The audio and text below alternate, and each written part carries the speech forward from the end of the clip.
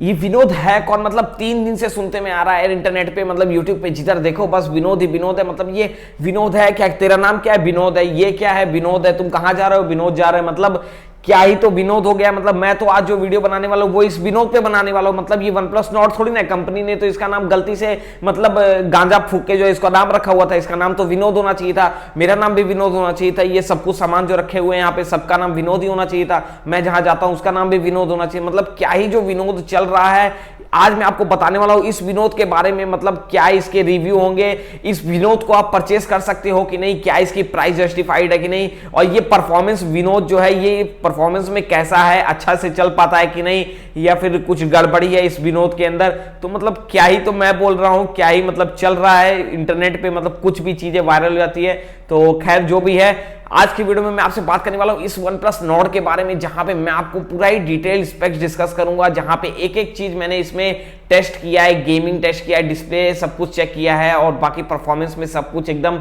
Deeply check करके फिर मैं आपको कंप्लीट रिव्यू बताने वाला हूं। तो वीडियो को एंड तक जरूर देखिएगा, लेकिन उससे पहले अगर आप चैनल पे नए, चैनल को सब्सक्राइब कर लीजिएगा, बेल आइकन जरूर से प्रेस करिएगा, और साथ ही वीडियो पसंद आएगी क्योंकि भाई वीडियो तो विनोद की है ना, तो वीडियो को लाइक जोर से कर ही दीजिएगा। सबसे पहले तो मैं कुछ डाउट्स को हाईलाइट करना चाहूंगा, जहां पे एक प्रॉब्लम तो मैंने जो है हर जगह देखा, हर कमेंट में, मतलब जितनी भी वीडियो मैंने देखी हर कमेंट में एक प्रॉब्लम सबको ही लिख रहा था कि भाई इसमें डिस्प्ले इशू है कि नहीं, डिस्प्ले प्रॉब्लम है कि नहीं, क्योंकि वो ग्रीन टिंट इशू जो आ रहा है मतलब लो ब्राइटनेस करने पे वो है कि नहीं। तो मतलब वो सब चीज भी मैं डिस्कस करूंगा, और एक दो प्रॉब्लम और कुछ निकल के आई, जैसे कि लोग मतलब कंपेयर कर रहे थे कि OnePlus 8 लेना चाहिए या फिर OnePlus Nord लेना चाहिए। तो मैं सब कुछ उसको डिटेल में कंपेयर करूंगा। सबसे पहले तो मैं आपको बता दूं OnePlus Nord और OnePlus 8 में बहुत ज्यादा डिफरेंस है, ये अलग कैटेगरी हो जाती है। एक ये बजट सेगमेंट प्रोसेसर है जो कि एक 5G प्रोसेसर दिया गया है, वो एक फ्लैगशिप प्रोसेसर है OnePlus 8 Pro में, तो कंपैरिजन नहीं बनता है, वो अलग कैटेगरी हो जाती है, वो बिल्कुल डिफरेंट है OnePlus 8,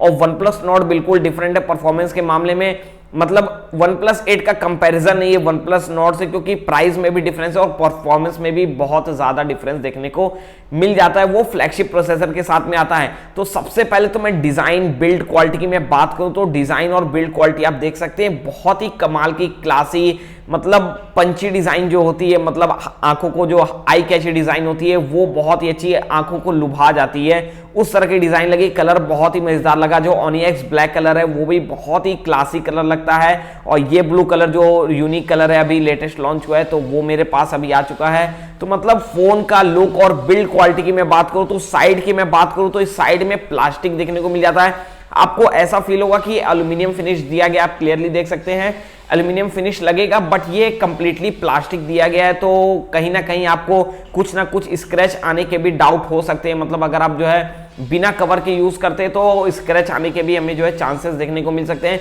तो यही ज्यादा बेनिफिट होगा कि अगर आप जो है कवर लगा के यूज करते हैं तो ज्यादा जो है आपका प्लस पॉइंट रहेगा। बाकी बैक में ग्लास देखने को मिल जाता है और बहुत ही अच्छे क्वालिटी का परफॉर्मेंस देखने को मिल जाएगा। ग्लास का कॉर्निंग गोरिल्ला ग्लास 5 का प्रोडक्शन दिया गया है, सामने में भी जो है हमें कॉर्निंग गोरिल्ला ग्लास 5 का प्रोडक्शन देखने को मिल जाता है। तो मतलब बिल्ड क्वालिटी और मतलब जो डिजाइन है वो सब कुछ एकदम टॉप क्लास की देखने को मिल जाती है। बात करते हैं इसके अलर्ट स्लाइडर की, तो अलर्ट स्लाइडर आपको इस तरफ की तरफ देखने को मिल जाता है, जहां पे 3 पॉइंट देखने को मिलता है, रिंग है, साइलेंट है और वाइब्रेंट कलर का, मतलब 3 मोड देखने को मिलता है, जो कि एक बहुत ही अच्छा पोजिशनिंग किया गया है। जहां पे ये आप देख सकते हैं क्लियरली जो है मैं ऑन एंड ऑफ के बटन को प्रेस कर रहा हूं और ठीक उसी के ऊपर जो दिया रहता है तो वो कंप्लीटली एक्सेस हो जाता है इजिली। मतलब आपको कोई भी प्रॉब्लम नहीं होता कि आपको जो है हाथ को ऊपर नीचे करना है, तो वो चीज भी बहुत ही इजिली जो है कंफर्टेबली जो है हो जाता है, कोई इशू भी नहीं आता है कि आपको जो अलर्ट स्लाइडर यूज करने में जो है कोई भी प्रॉब्लम आ रही है। तो वो पोजीशन जो दिया गया है वो भी बहुत ही अच्छा दिया गया है। साथ ही जो है नीचे की तरफ में सिम ट्रे देखने को मिल जाती है, तो मतलब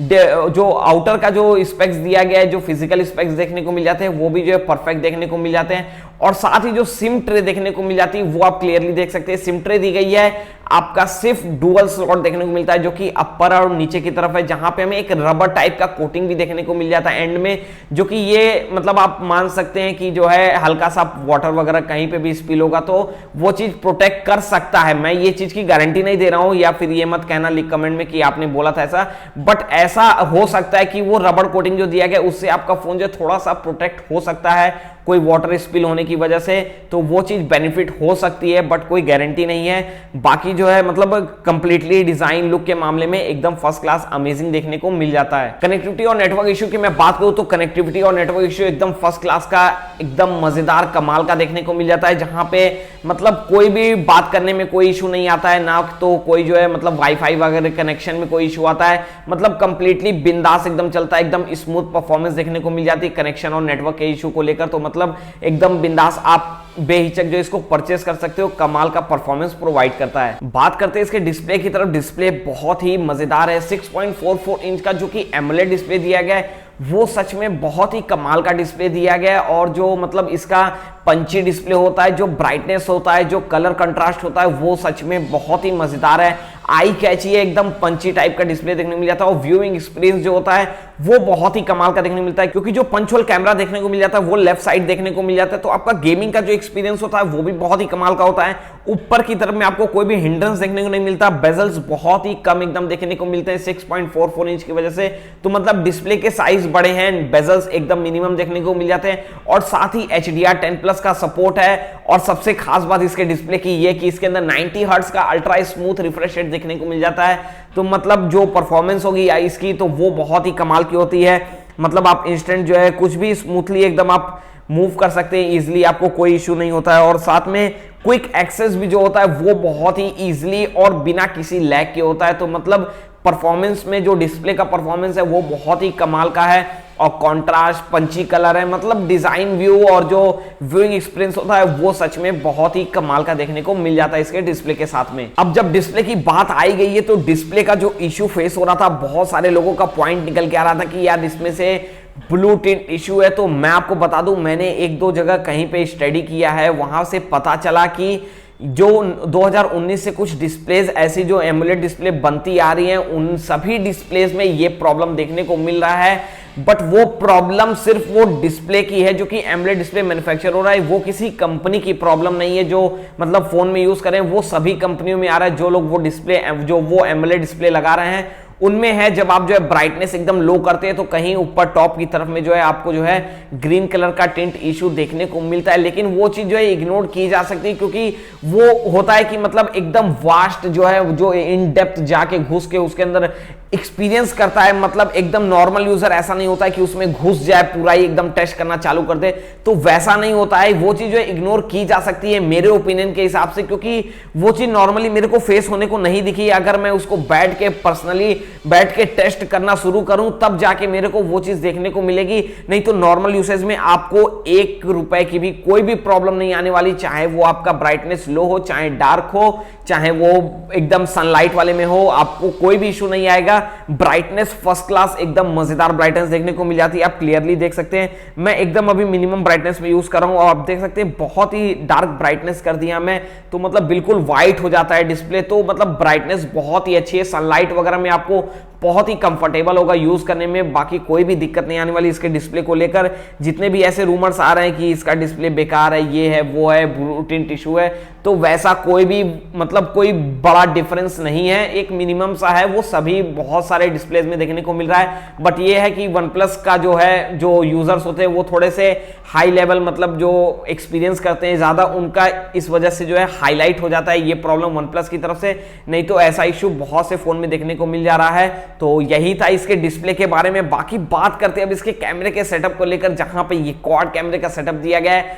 और सच में ये जो सेटअप है वो बहुत ही कमाल का है। पिक्चर क्वालिटी अमेजिंग है, मैंने हर तरह की पिक्चर ली, मैक्रो शॉट लिए। स्पेक्स की मैं बात करूं तो 48 मेगापिक्सल का मेन सेंसर देखने को मिल जाता है, 12 मेगापिक्सल का अल्ट्रा वाइड है, और साथ में जो है 5 मेगापिक्सल का डेप्थ सेंसर है। बट ये जो 2 मेगापिक्सल के मैक्रो देखने को मिल जाते हैं वो OnePlus से एक्सपेक्टेड नहीं था, मतलब Xiaomi Realme तो दे ही रहे 2-2 मेगापिक्सल के, बस नंबर गिना दे रहे कैमरे के, बट OnePlus से ये एक्सपेक्टेड नहीं था कि जो है ये 2 मेगापिक्सल के मतलब मैक्रो शॉट देंगे। इससे तो अच्छा होता कि जो है 5 मेगापिक्सल का देते तो शायद काम भी आता, मतलब 2 मेगापिक्सल का तो कोई मतलब यूज ही नहीं, एक वेस्ट है, मतलब बस कैमरे के काउंटिंग में गिनती हो जाती कि हाँ 4 कैमरा दिया गया है। तो ये चीज OnePlus से एक्सपेक्टेड नहीं थी, बल्कि इसको क्वाड कैमरा ही रखता, मतलब ट्रिपल कैमरे सेटअप ही रखता, लेकिन बस वही है, इस समय क्वाड चला हुआ है, तो 2 मेगापिक्सल का एक ठू मतलब 100, 150, 200 रुपए वाला कैमरा लेके डाल दो, बस हो गया, और क्वाड कैमरा हो जाता है। तो मतलब 2 मेगापिक्सल का कोई इतना वास्ट यूज नहीं आता। बाकी मैंने जो है बहुत सारे फोटोग्राफी शॉट्स मैंने क्लिक किए हैं, जो कि आप सामने देख सकते हैं, बहुत सारे शॉट्स क्लिक किए हैं, अमेजिंग थे,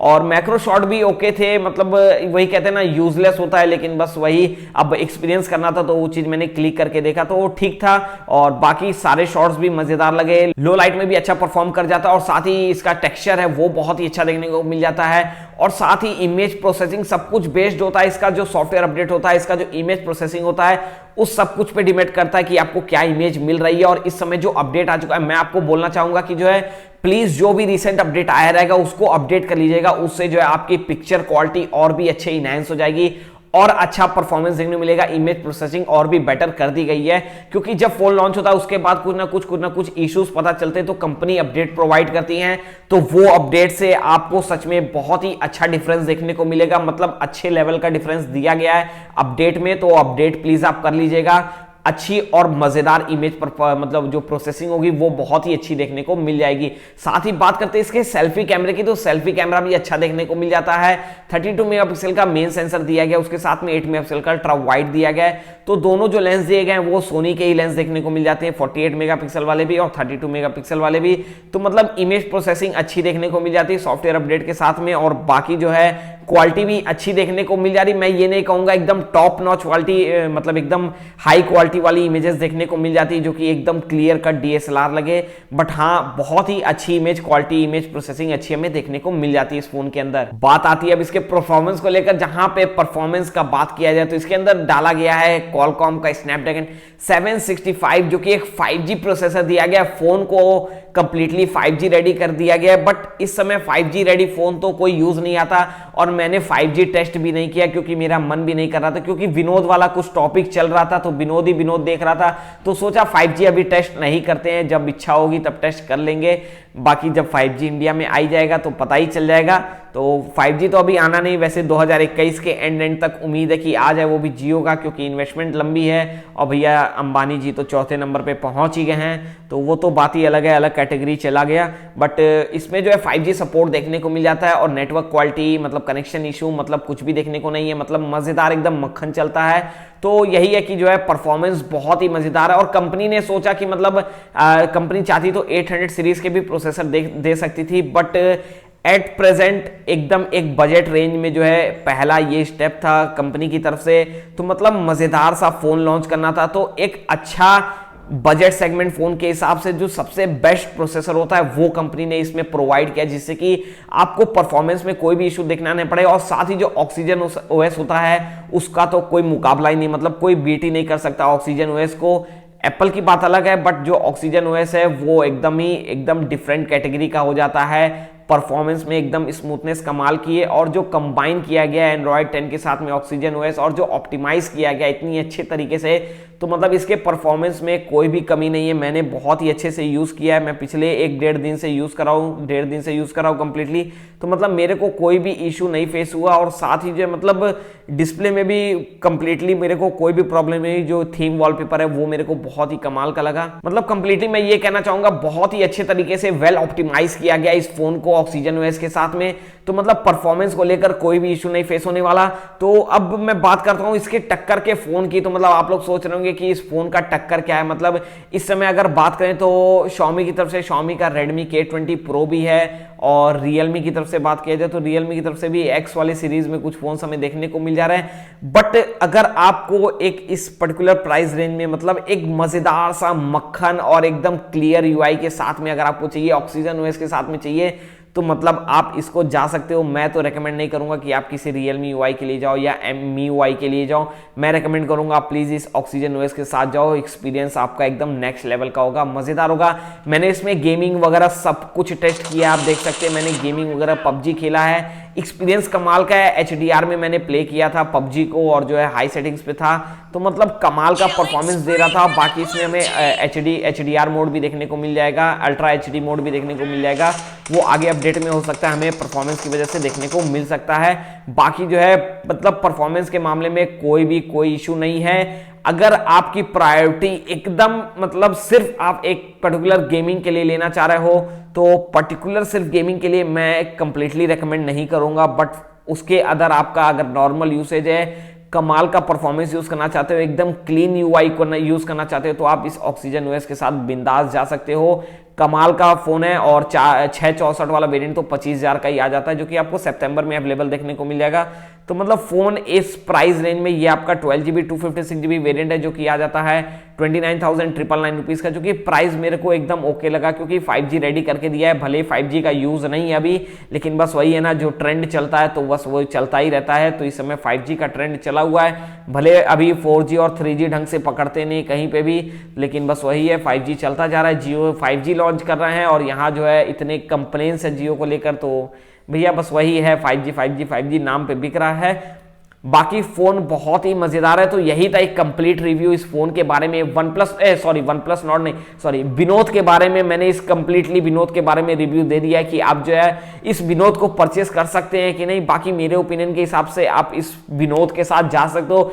ये binod अच्छे से चलता भी है, ना तो इसको सर्दी खांसी है ना कोई बीमारी है, कोई दिक्कत नहीं है, आप मजे से इस binod को परचेस कर सकते हो। बाकी क्या ही ये पागलपन चल रहा है, मतलब समझ में नहीं आ रहा है। binod नासा तक पहुंच गया है binod, मतलब क्या ही है ये। तो हर जगह यही binod चल रहा है। बाकी वीडियो में बस इतना ही था। वीडियो पसंद आया तो वीडियो को लाइक करेगा, सारी चैनल पे अपना चैनल को सब्सक्राइब करेगा, बेल आइकन से प्रेस करेगा और साथ ही वीडियो को शेयर करना मत भूलिएगा क्योंकि इस समय सेल वगैरह चल रही है तो लोग परचेस करना चाहते हैं तो कर सकते हैं। तो बेहिचक आप जो है इसको जो है परचेस कर सकते हैं। मजेदार फोन है, लिंक आपको नीचे डिस्क्रिप्शन में मिल जाएगा, वहां से जाके आप परचेस कर सकते हैं। तो मिलता हूं अगली वीडियो में, आज के लिए धन्यवाद।